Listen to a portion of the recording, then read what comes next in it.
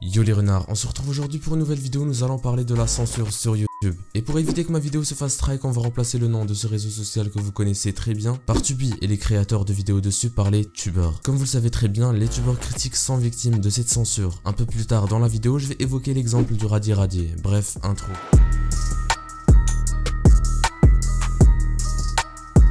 Le titre vous a sûrement interpellé car vous vous dites comment Tubi puisse protéger des arnaqueurs. Eh bien je vais vous dire pourquoi, et petit spoil, c'est pour l'argent. Déjà quand je parle d'arnaque je vise principalement les tubeurs qui font du contenu putaclic, montent à leurs abonnés et font des concours fake. Et cela il y en a quand même pas mal sur la plateforme, et quand un tubeur critique vient dénoncer l'un d'entre eux, c'est lui qui au final se prend le strike. Pourquoi? Je vous explique. Déjà faut comprendre que Tubi se fait de l'argent principalement grâce aux publicités qui monétisent les créateurs. Vous gagnez certes une somme d'argent quand vous faites une vidéo, mais eux prennent la plus grosse somme. Ok, maintenant le rapport entre arnaque, Tubi et argent, c'est simple. Ces créateurs qui font de l'arnaque entre guillemets sont partout sur la plateforme. Et on a même certains avec des millions d'abonnés qui font énormément de vues et donc rapportent beaucoup de fric à Tubi. Et s'ils prennent l'initiative de les virer, bah ils perdent au moins 10% de leurs revenus, ce qui est énorme. Donc quand un tubeur critique veut dénoncer une arnaque et que la personne qui est originaire de l'arnaque veut le strike, bah comme par hasard il y arrive. Or normalement, avant Tubi devrait vérifier le contenu de la personne s'il est réellement légal ou pas. Vous vous souvenez du cas de Code4Lan? Certes, sa chaîne a été supprimée, mais après des années d'arnaque. Vous pensez vraiment que Tubi n'a jamais vérifié une chaîne qui fait des millions de vues en plusieurs années? Je ne pense pas. Et pourtant, sa chaîne n'a été supprimée qu'après des milliers de signalements et des dizaines de gros tubeurs qui le dénoncent. Comme je vous l'ai dit tout à l'heure, on va s'approfondir sur l'exemple du Radier Radier. Il a dernièrement sorti une vidéo où il dénonçait une arnaque qui avait pris de l'ampleur sur Tubi. C'est une personne qui fait la publicité d'un site web qui permettrait d'avoir Netflix gratuitement. Or, c'est totalement faux. Je vous invite à voir la vidéo du Radier pour plus de détails. Suite à sa sortie, Tubi a supprimé sa vidéo. Depuis quand dénoncer une arnaque est plus grave que l'arnaque elle-même? Tubi a remis sa vidéo après plusieurs plaintes, car apparemment la suppression était à cause du boot de Tubi qui est mal codé. Mais je n'y crois pas réellement. Après ça ne reste que mon avis et je vous passe Zor qui vous fera part du sien aussi. Salut à tous, ici Zor. Si je suis dans la vidéo de Volcafox aujourd'hui, c'est pour parler de la censure de YouTube. Le nombre de youtubeurs la pratiquant ne se compte même plus, mais les plus connus restent Beliarot, Max Skies et Flop. Perso, j'ai été victime de censure au tout début de ma chaîne, je devais avoir à peu près 100 abonnés. Je dénonçais un glitcher et ce dernier m'a strike.